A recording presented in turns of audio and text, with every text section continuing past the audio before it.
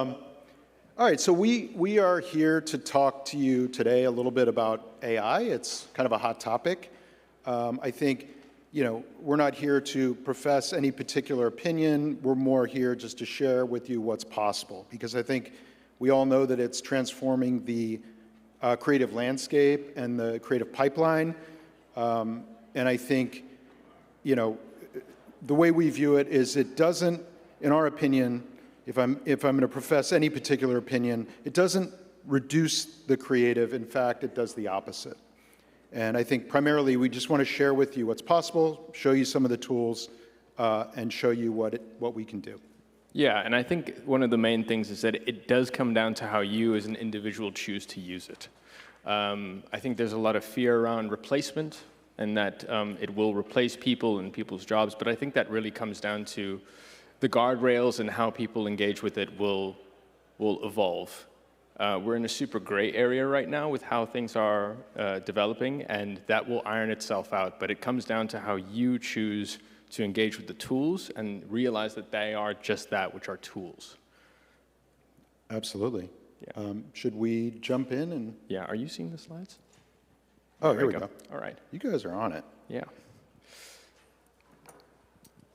All right, so we talked a little bit about sort of the headline. We feel there's this shift toward democratization. And I think one of the analogies that Avi, who is also a very accomplished musician, makes is it's akin to the switch to digital in music. I think it's happening across the filmic landscape. Absolutely. I think we all remember when Pro Tools first came out, and there was a lot of speak about how VSTs are not the same as real instruments and orchestration. I think that has come an incredibly far way. I will always advocate for the fact if you can track a real instrument that you should, but I think it has come leaps and bounds from where it was. And I think it's the same sort of shift that we're kind of seeing in the film industry, which is that, again, it's allowing people who don't have access to being able to hit up a 50-piece orchestra and track in a room, to be able to create content or create imagery that they would normally not be able to do without a huge amount of funds and a certain amount of expertise in that sort of area. So I think that you're going to see a shift that is quite similar in the same ways that, 20 years ago, working with Pro Tools, there was a lot of gaps when it came to digital reproduction. And now I am hard-pressed to find people tracking on tape or who don't have a setup at home that they're easily accessible or able to engage with. Absolutely. So, it's AI and the tools that are available are really reshaping every component of the workflow. So if we want to jump to the next slide. Yeah, sorry, just a quick note. So I also spent a lot of time in a third world country. And something that's really interesting there is that, when you live in a first world country, tools and things that are high level are much more accessible and actually, in a weird way, a lot cheaper because, they're in a broad spectrum. Where when you're in a third world country, a lot of people don't have access to the tools. And that's part of the democratization of creativity, is that somebody who doesn't have access to funds, doesn't have access to tools, can now all of a sudden get an understanding of how those tools might work, or engage with them and create something because they have a dream that, they want to pursue, but they don't have the ability to do that based off of legitimate engagement with the tool. So I think that's something that will happen as well.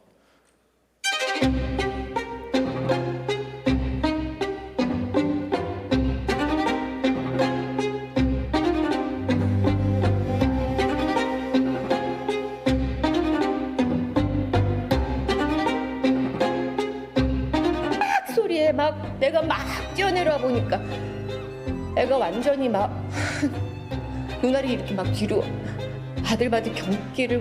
And when I heard the noise, I rushed down. And the child was completely having a seizure, eyes rolling back, foaming at the mouth.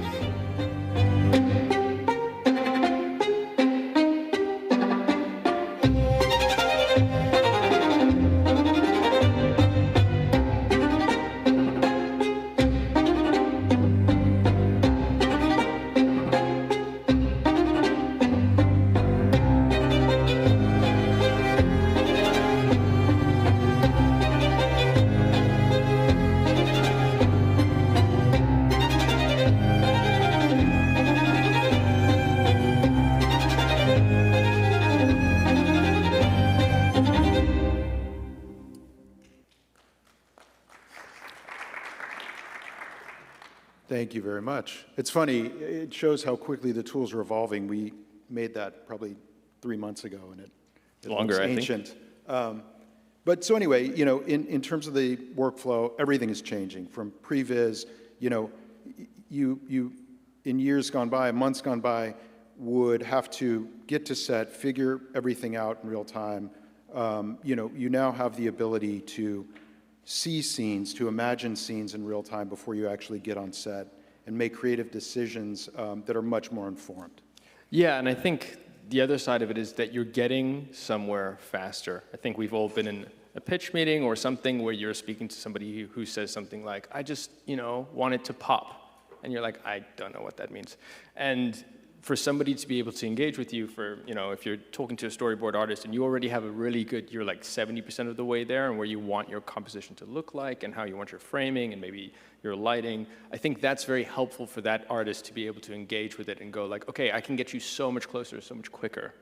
And I think that's a huge part of also how to see AI is that it's not just about, you know, creating, you know, and replacing things. It's never about that. It's actually about getting somewhere quicker to make better creative decisions. And it's, yeah, an effective way to communicate very often with creative people with whom you're collaborating. Absolutely. And then that rolls into your prep, you know, streamlining your prep before you get on set, being able to use AI to sort of analyze a script, break down things and maybe source different ideas. So, you know, taking all of the heavy lifting work that might have to happen in the preparation.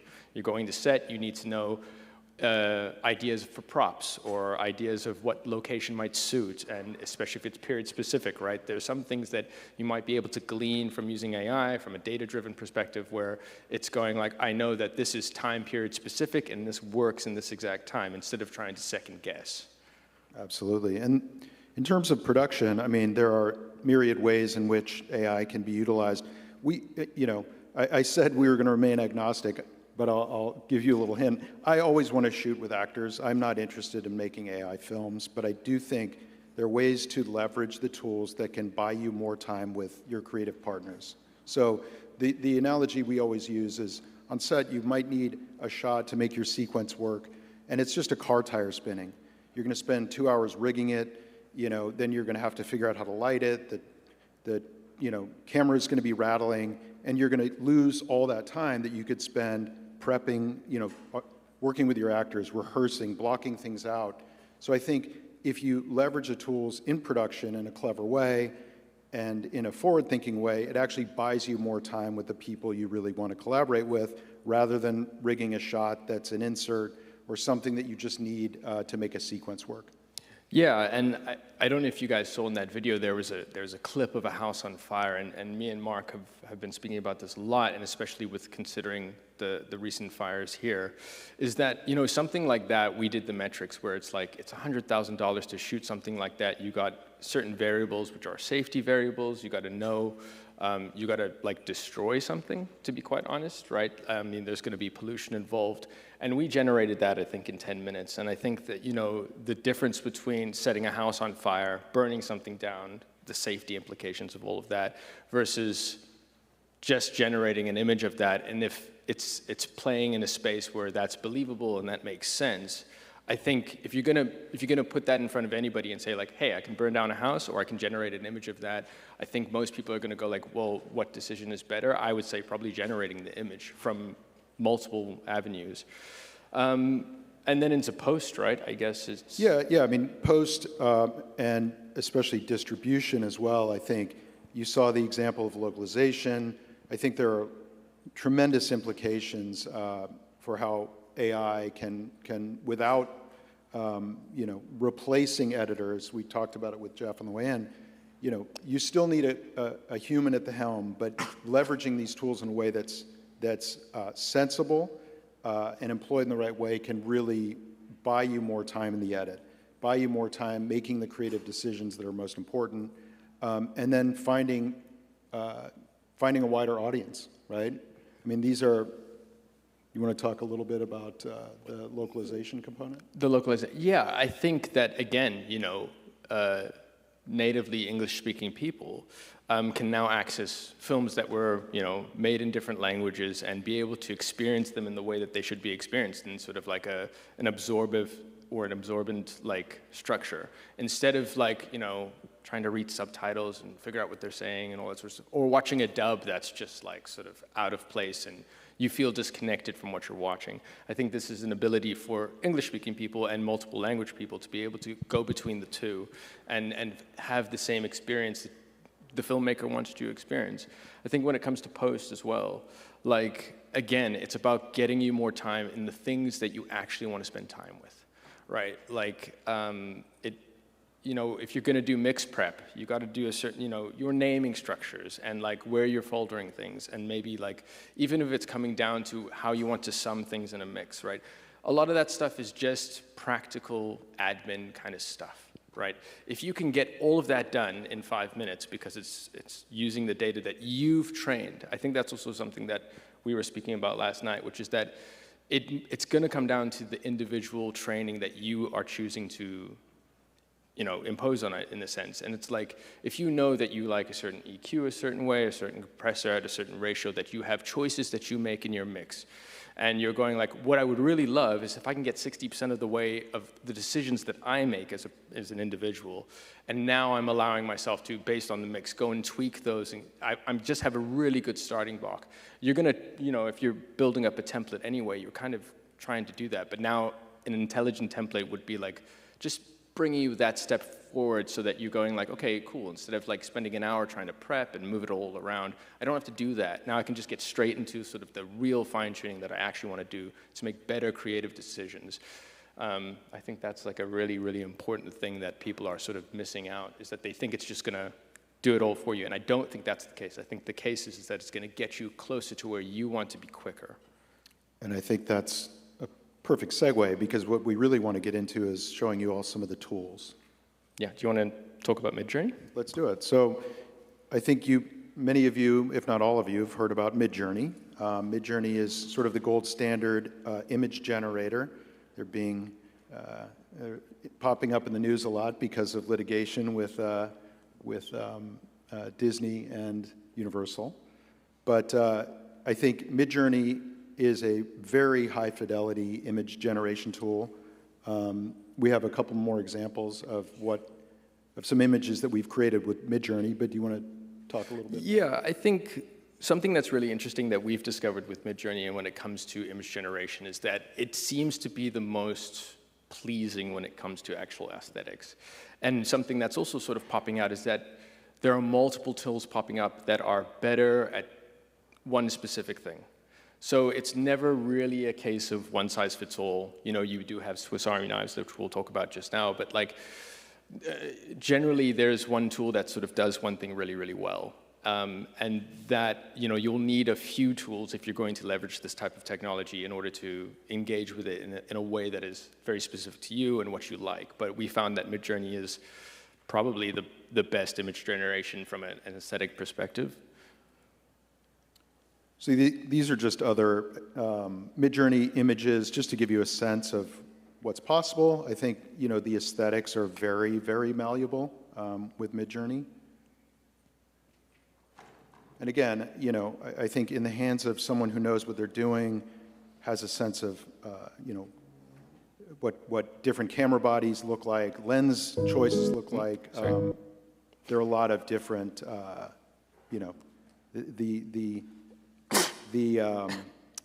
the options are unlimited, truthfully. I think the interesting thing we've also found is that there's a certain amount of suggestion that it does give you. So if you look at this frame here, it's giving you an idea of where, for example, if you had to use this part of a storyboard, it's giving you an idea of where the light should come from.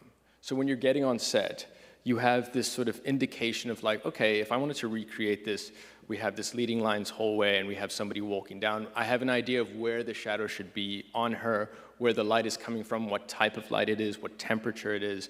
And it's, again, this type of stuff that you can leverage to not replace, but help you make better decisions quicker. Instead of trying to figure it all out, you have a very good idea of what you like to look at, and then you can recreate it. Should we do a demo? Yeah, let's do an example. So something that's really important to note is that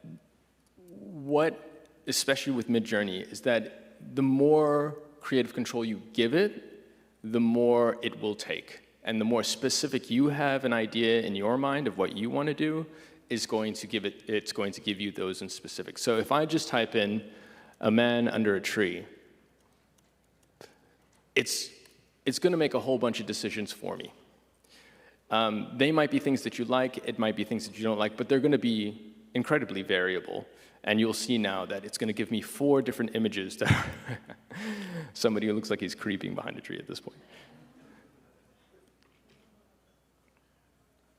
And again, I think some of the images may turn out great, and they may spark an idea for you creatively that, leads you down a certain path, but it doesn't, I think most creative people want control of what they're creating, right? So I think, here we have a guy under a tree, maybe sort of a pensive shot, but I think when you are creating, typically you want a little more control, and I think in this instance, detailed prompting and figuring out what you want before you tell the AI tool what to do gives you that control and gives you the outcome that you are really looking for. Sorry, I'm just copying and pasting. And again, now if we plug in something that's a lot more detailed, where we're giving it a sense of what we want to look at, the type of imagery we want to look at, and of course, it wasn't pasting, but now it is. But now we can make decisions, like we can even specify what kind of camera we want to look at, what kind of film stock we want it to emulate. And if we do that, we're going to get, so for example, this one's a cinematic still of a tight over-the-shoulder shot of a blonde woman with relief and hope in her eyes, and a man with olive skill and long, dark, wavy hair. Now, we've gone into detail of how we want those things to look, but we're going to get a much more consistent image. We're going to get an image that feels a lot closer to what we have in our minds. And you can see by the 4 images already that they already look like they're all in the same world. They're all in the same color palette. They all have a similar consistency. They still will be different because it's spitting out, it's scraping off of data, and it still will be different, but it'll be a lot closer and allow you to make better decisions. Absolutely, and I think it's also, this is Midjourney, but the tools all work in a similar way, right? So the more you give it, the more control you're going to have, and the better the outcome. And it is, for want of a better word, a bit of a strange art to being able to put what's in your mind into text, and to be able to iterate it over and over again to get closer to what you want. I think we take for granted a lot of the stuff that we just naturally experience in the physical world. We've actually just experienced this on set, which is that when you're in a space or whatever you're doing, you naturally just assess from a perspective of like, you're just used to being in some form of 3-dimensional space. So you take for granted how things operate within a physical sort of dimension, where if you have to put that, into text, it's actually quite difficult. It's kind of the same thing with reverb. You just sort of like, you experience reverb, you don't notice it half the time because it's your brain is indicating space to you based off of like how sound is bouncing. And then when you're in a mix and you have to make a decision, it can either be creative or realistic. And you have to actually, at one point, if I had to say to you, put in reverb into text and just put it down in 5 seconds, it's actually quite difficult. You have to figure out, if you had to describe what reverb sounds like, it's a bit tricky. You can't just do it like, oh, it sounds like this. There's specificity to it, and there's so many different types. So trying to get closer and closer to it does take a form of iteration and understanding how to sort of like language it in a lot of ways. Absolutely. So now we'll move into some of the video generation tools. I guess the next is Runway, am I right?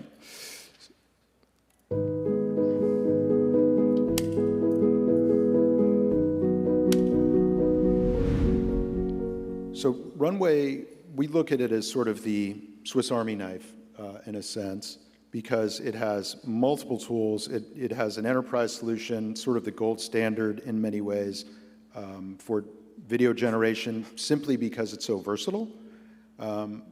Do you want to pull up some of the? Yeah. So the example we just showed you was a tool called Aleph, which has immense possibilities. You saw we changed a shot from day to night. You can change lighting, you can change angles in real time. You can do that with images that you've generated. You can do that with images you've shot practically. Yeah, and I think, again, that speaks to another way that AI will affect filmmaking, which is that, you know, when you're lighting, sometimes you get offset and you look at the dailies or you're looking at the edit and you're like, oh, I wish this had been different. I wish I'd had that light on, or I wish that the light would have been a different color, and now I've got to kind of like really mess with it in the edit and all that sort of stuff. Aleph is making those things so much easier. It's allowing me to go in, pull that image into the chat and go, please, can you change the color of that light? Or please switch that light on. And with that ability, I can, again, you know, manipulate something after the fact. And again, I'm not changing a performance. I'm not changing the environment hugely. What I am is I'm shaping the image the way I want it to be in post, which is just a lot more flexibility. And you can do that in Blender, and you can do that in Unreal Engine and in After Effects. But this is happening in 5 minutes instead of me going into that program, masking it out, changing the color temp, doing all the editing, and trying to like feather it out to make sure that it doesn't look fake. So that's what's a really interesting thing about Aleph. And I think we took this image and we made it for night.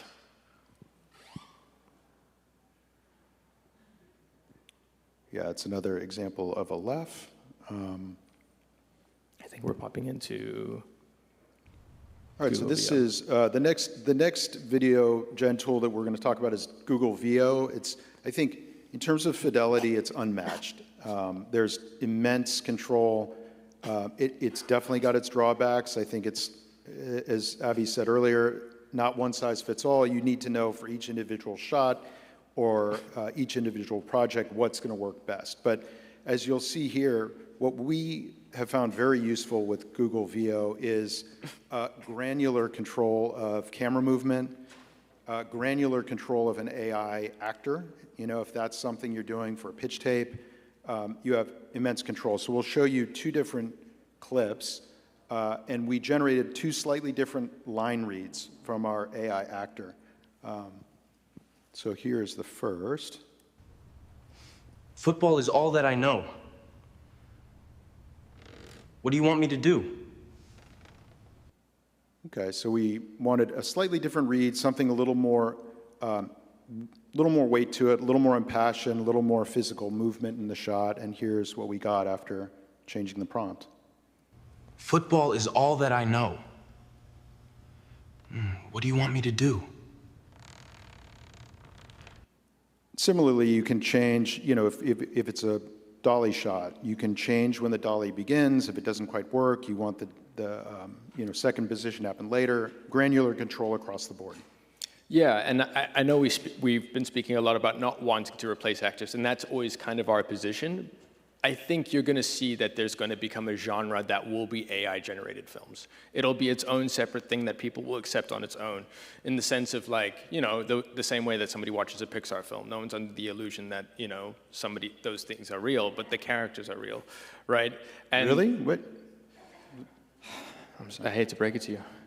My mind is blown. You'll be all right. It's the idea that somebody will, you know, we've spoken about this a lot, which is that there's a lot of niche things in the world. And I think the internet in general in its inception did actually reveal that, is that maybe there's only 100 people in your town that like that particular thing, whether it's a niche sort of like game or series or genre. But then you open that to the whole world and all of a sudden there's 1 million people who like it, and that community is so much bigger than you thought, and it becomes a different type of thing, right? And in the same ways that community might, you know, want to watch a particular type of series or a particular type of character. I'm a massive Spider-Man animated '94. You know, it's like one of my favorite series, but it's never going to be extended because it's just not going to drive that amount of budget.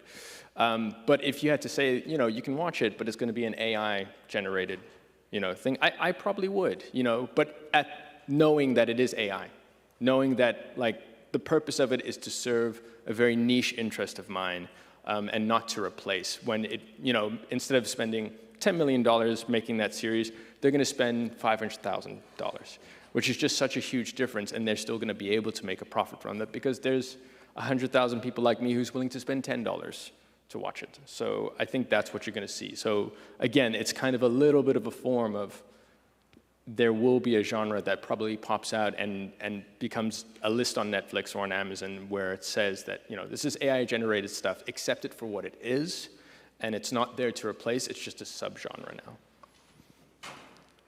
What's the next slide? Hey, Jen. Football is all that I know. Oh, sorry. The next tool is a very interesting tool, especially for people in audio, is 11 Labs. 11 Labs is a text-to-speech generator. It's probably the primary one now at the moment that is the most realistic. It has tons of different uses. There was a bit of a debacle last year with The Brutalist, which came under fire because they used 11 Labs to help alter Adrian Brody's sort of accent, because it was a Hungarian accent, it was very heavy, and the editor at the time happened to be Hungarian. And he changed very slight things in the way that Adrian Brody sort of said things, just to make it match and make you develop more into the world, because he, just from a perspective of like trying to grab that accent, he just wasn't getting it 100% right. So he used 11 Labs to do it. They only released after the fact that they did that, which I think was the biggest mistake. They should have just headed in with it, said that they had the actor's permission, said that they were aware that it was just a tweak to make it feel more included in the world rather than trying to change the performance after the fact. But 11 Labs is a very powerful audio tool, especially when it comes to vocalization or audio cleanup. And I think something that you're going to probably see is that you're going to be able to, ADR is going to have a massive change, because it's going to change the way that people engage and make more accurate inflections and especially from a spatial perspective. I often find when I'm listening to ADR in the film, it feels super flat. It feels like it's been done in the studio. And I think that if you're going to be able to tap into the audio that was tracked on set and replicate that and put that to screen, I think it's going to, again, make it feel a lot better and make it feel more like it's in that space rather than, sitting in a booth. So we have a couple generations here. So we're just going to generate it quickly, hopefully. And it's going to give me two options. Tasks like voiceovers and editing speech is going to become so much easier. Don't you think, Frank? Yes, but I would never want to replace you. Very sweet, Frank. And then we have a second option. Tasks like voiceovers and editing speech is going to become so much easier. Don't you think, Frank? Yes, but I would never want to replace you. Frank is very, into Jen at this point. He's got a vibe. Yeah. I mean, you can still hear there's a certain amount of roboticism that's still there, but these tools are developing so quickly, I think that's going to go away pretty quick.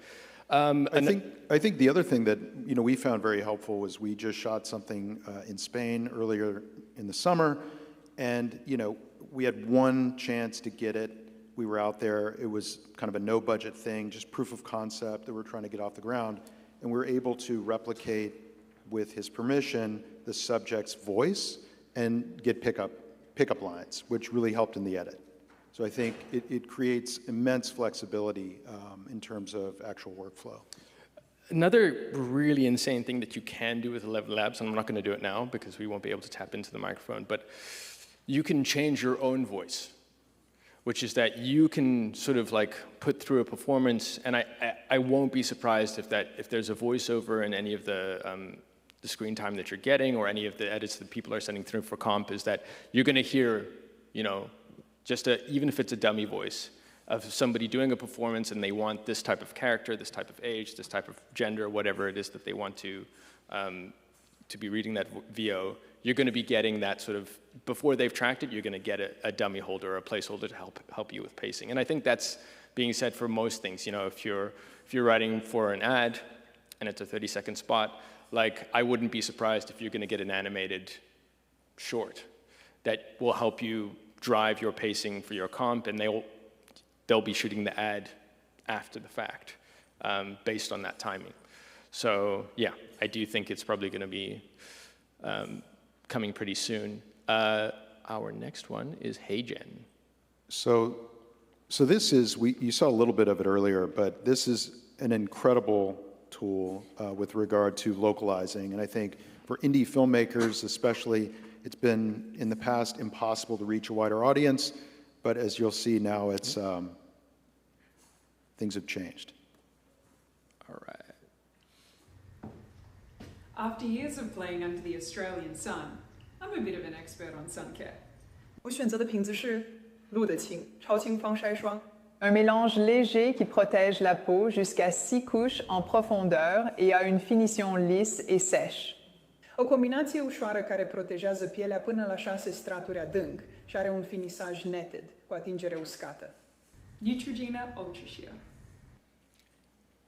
So I think, you know, the implications are pretty clear. It's remarkable, you know, if you watch a film, you're either foreign film, you're reading subtitles, which isn't ideal, or you're watching a very rough performance, which has been, you know, done by someone, potentially a very talented voice artist, but somewhere else, and you have very little control over it as a filmmaker.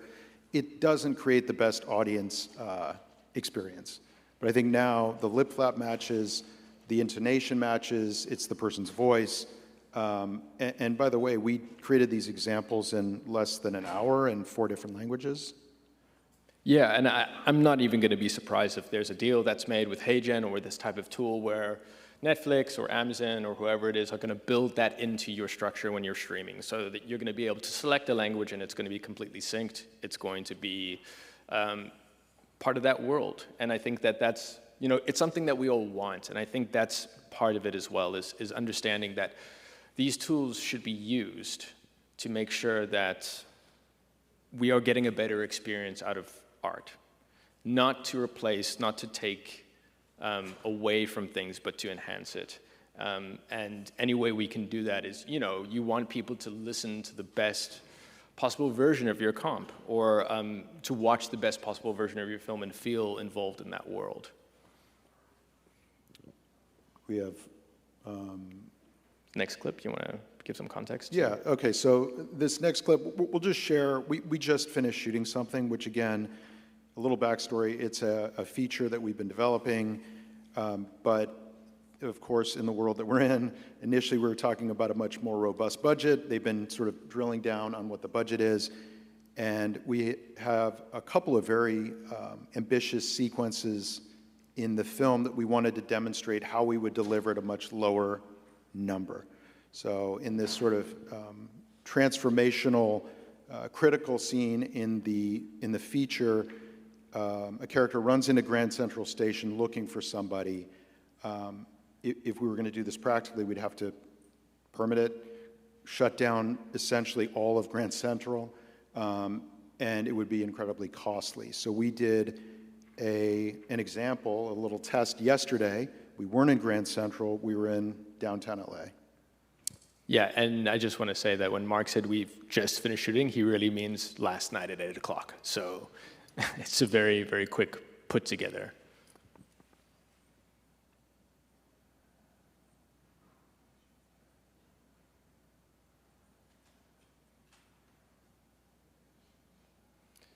So I think, again, this is sort of our take on it, which is that a hybrid approach is that, you know, that's Tao, he's a real person, he's an actor.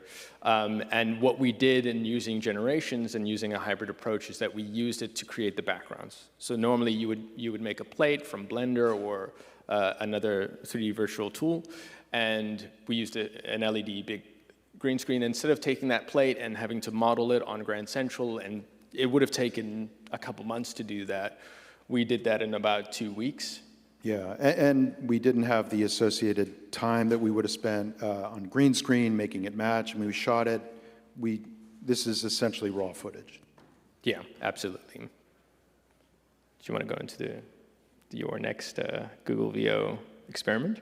Sure, okay. So we want to jump in and take questions, but before we do, we want to demonstrate a little bit about what Google VO is capable of. So we'd love a suggestion for a prompt. The more specific and detailed it could be, the better. You can just fire off ideas, and I will get a prompt going. And at the end of the Q&A, we'll show you what we created. Anybody interested in Right here. Hey guys, thank you. A couple of questions. First of all, with these tools, are you clear to broadcast whatever you create with them? And two, have you encountered any biases that go against your workflow? Thank you. Broadcast-wise, again, this is part of the gray area thing. There's no line that's been drawn in the sand to say that this is okay and this is not okay. You know, for example, it's been one of our things is what are you referencing? So for example, with Grand Central, it's a public space, but we had somebody go and take photos of Grand Central, and then we essentially just redressed them. It was part of our concern when doing it. It's because we want to submit this film to film festivals, is like, how do we run that pipeline in an ethical format? We didn't just drive that off of the data scraped and just say, give us Grand Central and use that as a way to get our imagery. We actually took a reference image, pulled it back into the program, and just rechanged sort of the lighting and the framing to make sure that we could get it sort of in a way that suits our production and the way that we want to tell that story. So technically it's driving off of something that has been created that we have the rights to. And that's also part of the difficulty of it. That's what Midjourney's in a big problem with, is that they're just allowing people to choose, you know, IPs and use reference imagery that they don't have rights to. We really just don't know where that's going to sit at the moment. It keeps changing. There was a big legislation that came out. Yeah. Well, I think what was interesting recently is Netflix, Ted Sarandos was just talking about how effective use of AI was in a particular series. I can't remember, South American series, how much time it saved them, you know, how much money it saved them, and literally a week later, it felt like maybe it was about a month later, Netflix sort of pivoted and said, now we will not allow anything that was AI generated on our platform. So I think it just demonstrates how quickly these things are changing and evolving, and it's important to kind of keep up on it and keep tabs on it. But I think it's going to continue to shift constantly. I think, you know, you can't put the genie back in the bottle. I think this is out there, and it is eventually going to, the dust will settle, but I think we're in a very dynamic period, and it's going to continue changing very quickly. So there's no good answer right now. We're just going to have to continue to monitor it. Quick question to everybody. Has anybody used Waves Illusion? It's awful. Well, for me, I found it terrible. But I mean, maybe that's just me. But does everybody know what a Waves Illusion is? It's Waves released a AI generative sort of instrument / SFX kind of tool, where you can put in a prompt and it'll give you an idea of like maybe a synth bass or a cello or like a sound effect. And again, you know, that just speaks to, it might be something where you get like a placeholder for something that you're trying to use instrumentation-wise. And it might be something that is super useful to get a sound that you're trying to emulate. So if you're trying to emulate like a bass sound from the 80s that sits in a certain space of 1986 and it's being run through like a Teletronics or something like that, you can go like, okay, cool. Like I would like to hear what that sounds like, and then maybe I can recreate it with my own VSTs or AUs. It might be doing stuff like that. Again, I don't know where that sits in the space of like, where's Waves getting that data from? Are they driving it from productions that they own and have licensing to on all the samples that they have already? Or are they driving it from other user-based data that they might not have the rights to? I don't know. So I do think it's a massive gray area. But again, if you're using it just to get you, to answer your broadcast question, just to get yourself to a space where you have a better idea of where you want to be with that bass sound, I think that's not going to affect you as long as you're not using that in your actual production at this point. Anybody else? Yeah. I was going to answer your question. You asked, does anybody want to give a prompt? Let's do it. I have lots of questions. I'm a filmmaker second and a composer first, and I have a few other questions about your demos and stuff. But anyway, what about a prompt of a young female photographer is in a dark forest she's never been to before. It's high in the mountains, secluded, and she runs into an ET. I think that's enough. I can give more details, but that's quite a bit. Yeah, great.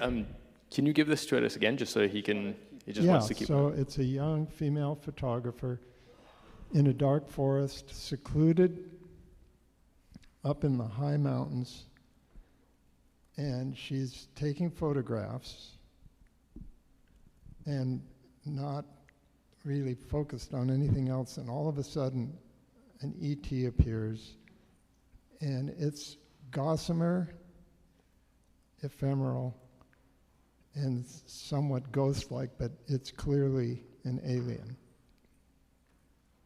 Okay. All right. Do you mean ET as an ET or just extraterrestrial? Extraterrestrial. Okay. Just not ET as the film. So that's an interesting thing, is that like certain, if you put ET into Midjourney, it'll give you ET. Yeah. No, if you put it into Google, it won't. It'll say you're trying to reference something that we don't have the rights to. Right. We're not going to generate that content.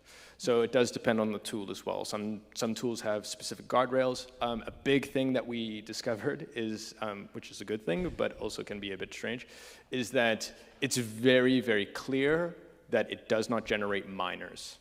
It's a very, very big thing in AI. If you're generating imagery, you cannot generate anybody that is a minor. It can be a bit interesting because a lot of the time it might interpret somebody as a 50-year-old man as a minor, which is difficult because it's confusing to try and figure out why it does that, but it does do that. So there are guardrails within AI that they've sewn in that you can't get past. So that's one of the sort of non-gray areas that they've made obviously clear decisions on, is that you can't generate things that are explicit or something that is offside. They want to make sure they keep their projections clean. So when I say, I don't know if I said young, I said young woman.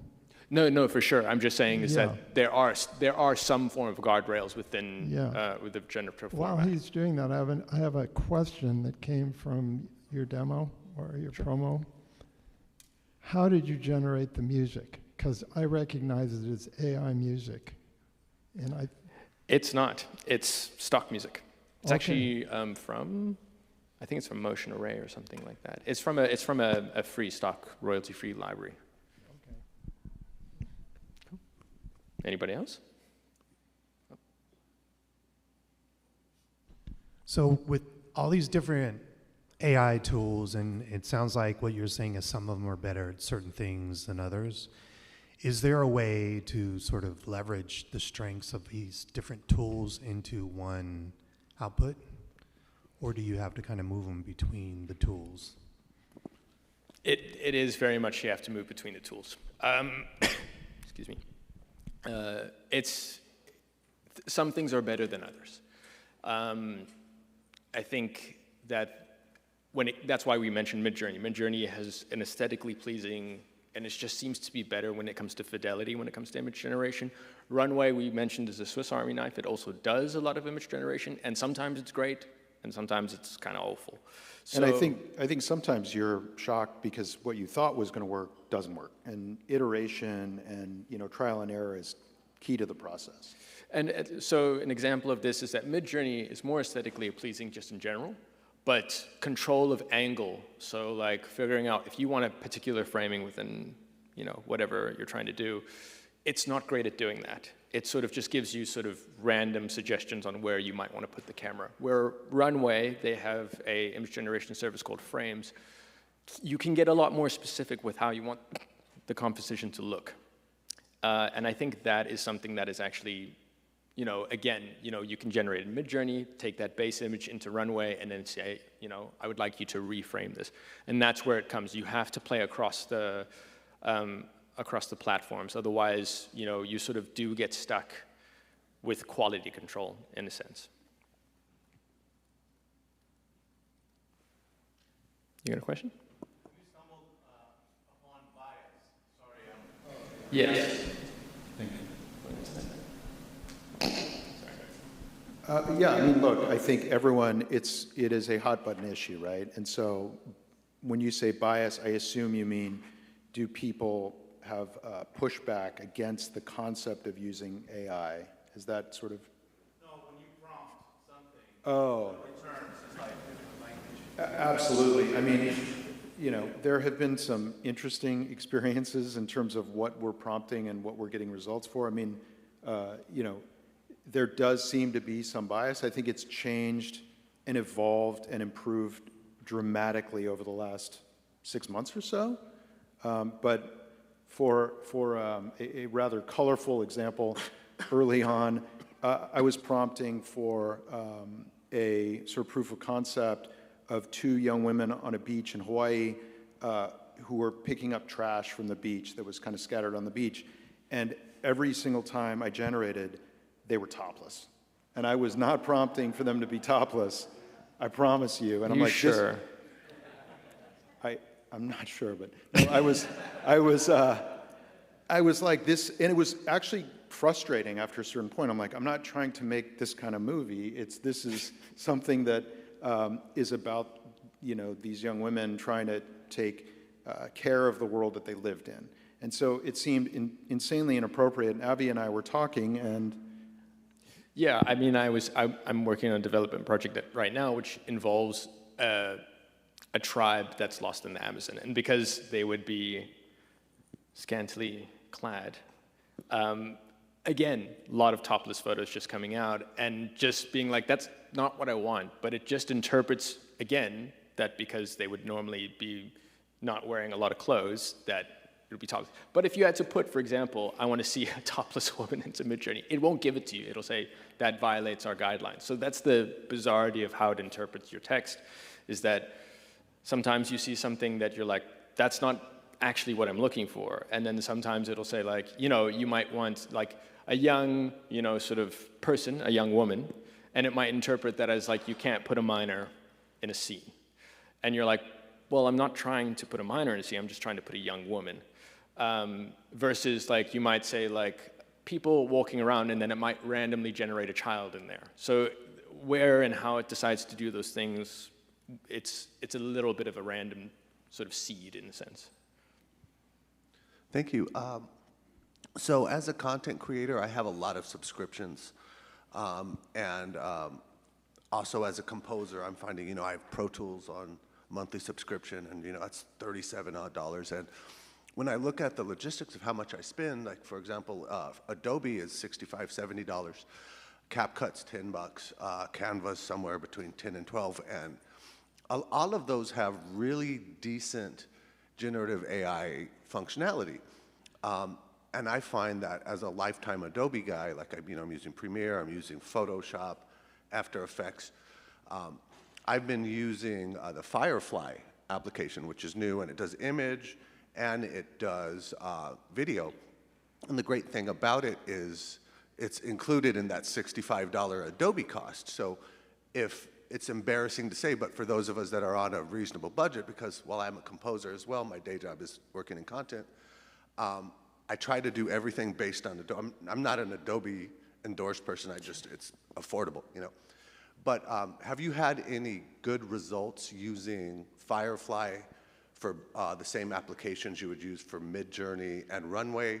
Because I know it's not quite as good, but it's also not, you know, like once you pay your $65, you get it with Photoshop and everything, and it's an ugly reality for some of us. But have you had decent results with trying to generate the same high quality stuff you would with Runway versus like, say like Canva's free AI generative system, or CapCut, or, well, not free, but what comes with the $10 or $12 per month? I mean, I think it largely depends on what you need it for, right? Yeah. I haven't, to be quite honest. Adobe trains on its own sort of stock library, which is usually editorial / kind of fashion, high-key stuff. And so it tends to come across as very clean. And that's just, so I just find that you just can't get what you want out of it, and it comes across really smooth. But again, as Mark said, it's kind of what you want to get out of it, right? You know, I think it comes down to your usage. And not everybody's going to be creating high-fidelity AI content, right? I don't think that that's realistic. I think budgets are a concern. The subscriptions are a lot. That's the bottom line. We have a ton, but that's because it's a lot of what we do now. But not everybody's going to have access to be able to. So, for example, that's why we mentioned Runway. Runway is a great Swiss Army tool. It does a lot of stuff, and pretty well across the board. You know, we mentioned that Midjourney is better, but Runway's image generation service is pretty good. I would say it's probably better than Firefly, but there's nothing wrong with Firefly. It's great, and I think they've got to evolve, right? Adobe are also, it's just worth mentioning, Firefly is commercially usable, so you can use Firefly generations and not be worried about the gray area, because their whole sort of USP is that they've trained it off of their own data, and they own the rights to that data. So that's something to very much keep in mind. You don't know that with Midjourney. They're in a lawsuit at the moment, and Runway has an enterprise solution. They seem to be a bit more on the right side of that, but it is something to take into account. But yeah, Adobe's okay. I haven't had great results with it, but it's not so bad. Yeah.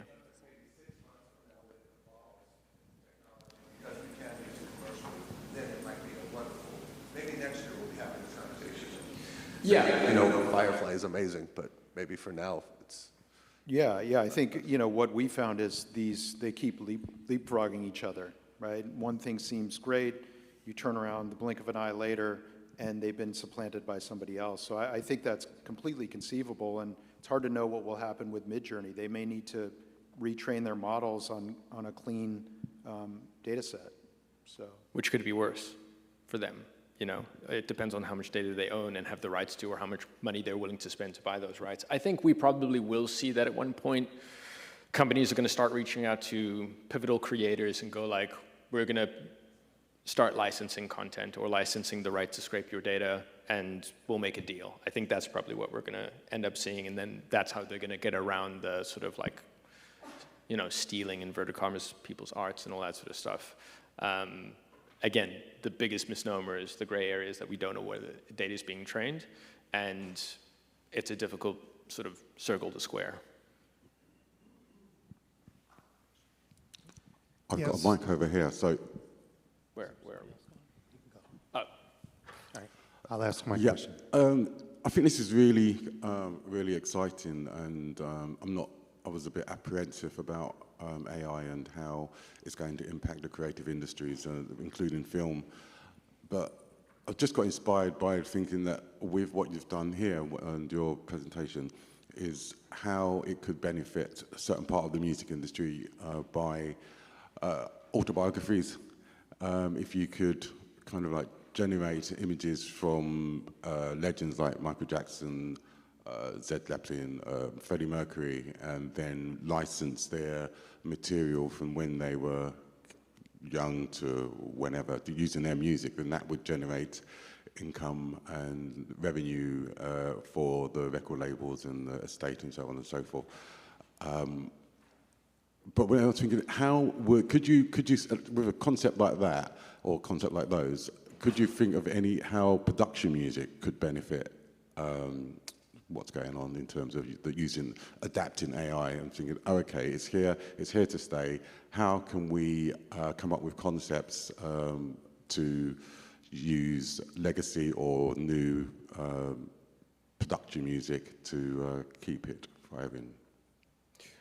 Sorry, let me just see if I'm understanding your question correctly. Are you saying how can you leverage AI for yourself as a composer to sort of promote your music, or are you saying you can leverage the previous compositions in order to create new compositions? Well, both. Not just me personally, but the industry as a whole. So from a commercial perspective, for master rights and publishing owners, if as an example, this is just one concept, if they were to do autobiographies of famous singers and performers, then the record companies and publishing companies would generate income and get exposure for that content that's being used, because they would have to, without a doubt, license it and use it accordingly. Yeah, sorry, I don't know if Marco, do you want to tap into that one? I'm preoccupied.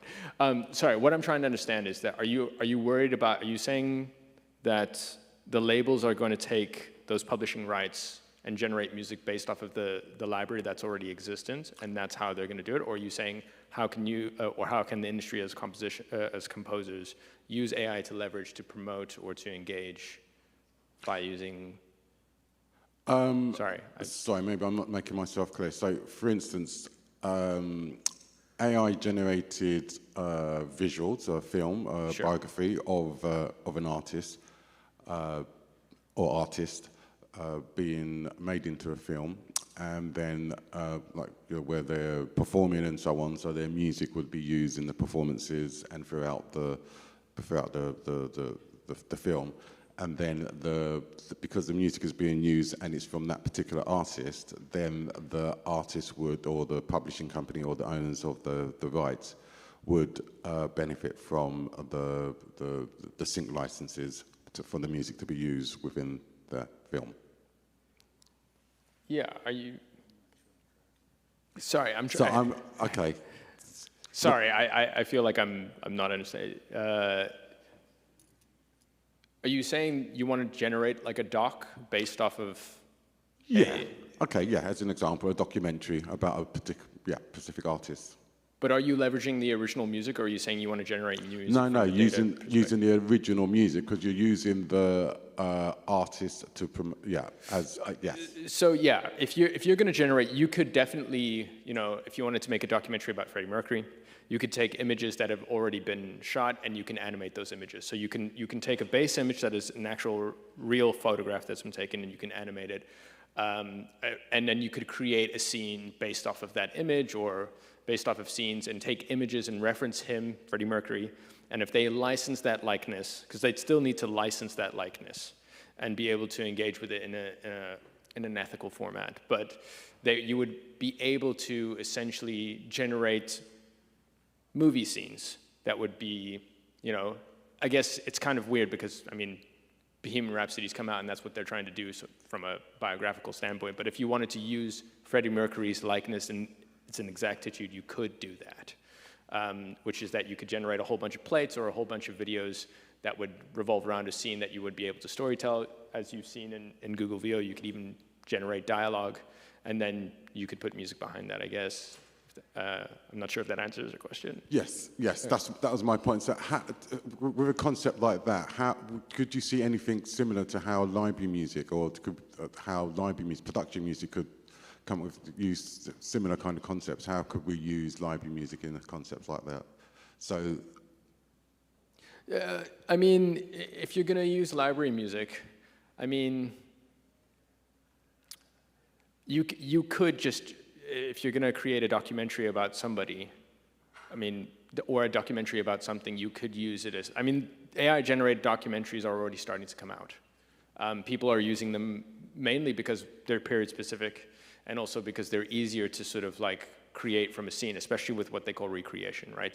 You get sort of two types of documentaries, some that are interview-based and based in sort of reality or post-previous footage, and then you get a lot that are sort of based in interviews and they do recreations of scenes, and I think we're going to see a lot of documentaries that are done with AI recreation because it's easier, it's quicker, and it's cheaper, and documentaries are really popular right now, especially since people are having a bit of a throwback against AI and overly generated or overly digital content. People like real stories. And I think that that's possibly going to happen, and you could leverage library music. Sorry, I hope that answers your question. I don't know if am I making sense? Yeah, that makes sense. Yeah. Yeah, of course. Yeah, I think there's two of us.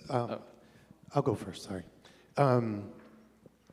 I've used the audio AI like 11 Labs and Suno and stuff like that. And one of the things that I've experienced is that even if you type in the same prompt, you'll get different results, right? And so I'm curious, how do you manage through that? Because obviously it makes it sort of impossible to build on things, right? Like if you're trying to get to, I like this scene, but I need it this way, or you know what I mean? And to make minor adjustments, do you have Yeah, so I guess I'll give you sort of the way we kind of cracked the code was we thought rather than us talking to the AI, let's have the AI talk to the AI. So we built an agent for prompting, and it might be very helpful intel, which is if you create an agent that has you train it on your sensibilities, what you want, how, your sensibilities on sound, sonic, considerations. You can then tell it what you want and have it convert your sensibilities and your language into something the other tool can interpret more accurately. So we've gotten much more consistency that way. It's sort of taken the guesswork out of it. Hi. In terms of the examples that you gave regarding the voiceovers from 11 Labs, my question is, why would a major game studio continue to hire human voice actors if they could utilize 11 Labs at a fraction of the cost and consider it good enough either now or eventually? I mean, I think at a minimum, and it looks like we're getting a signal here to wrap up in a second, but I think largely it's voice acting, the intention, the inflection, that's sort of everything. So you can create changes to the actual sound of the voice, but you still need an actor or someone to create a scratch track, essentially, that 11 Labs is going to work from. And if you don't have that, again, you're ceding control to all of the creative decisions are, under the purview of the AI, which is, I think, what you don't want. Yeah, I also think the most important thing to understand is that AI is clicked on data, right? It already exists. It's scraping from things that have previously been done or been uploaded. And your unique voice, the way that you are, the way that you sound, and that's what it comes down to. Often, like when I'm in a production session, it's not about, for me anymore, about whether it sounds good. I think that's fairly simple to get right. It's about whether it sounds interesting. And something that sounds interesting is way more valuable than something that just sounds clean and good. Because you want to be able to attach yourself and go like, ooh, that's taken my attention, rather than, we've all heard, it's like the straightforward voiceover voice, right? The movie voiceover, right? We've heard that a million times. What we want to hear is something slightly new and something different and a little bit more texture. And I think that that's not going to replace. What you might find is that somebody might go, I'm going to train my voice on 11 Labs, and I'm going to license that for maybe slightly less than what I would normally earn, but I can push it out that much faster and leverage it from that perspective. And then again, that's their choice. You also don't have to do that. And I think that there will be, as I said, the gray area of copyright and guardrails will come up, and they'll make licensing deals rather than it becoming a problem where they just don't ever engage with that space. So I think we're being asked to wrap it up, but we will be here if anybody has any additional questions, happy to chat. We created a couple of options of your prompt, which we can share. I just airdropped them to you.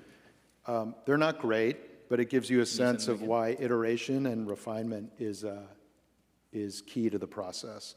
Can you send them again? Send them again? Yeah, sorry, we're not on the screen anymore.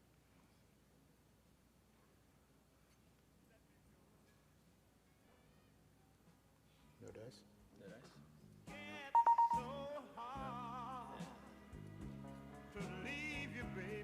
I also don't think we're on the screen anymore.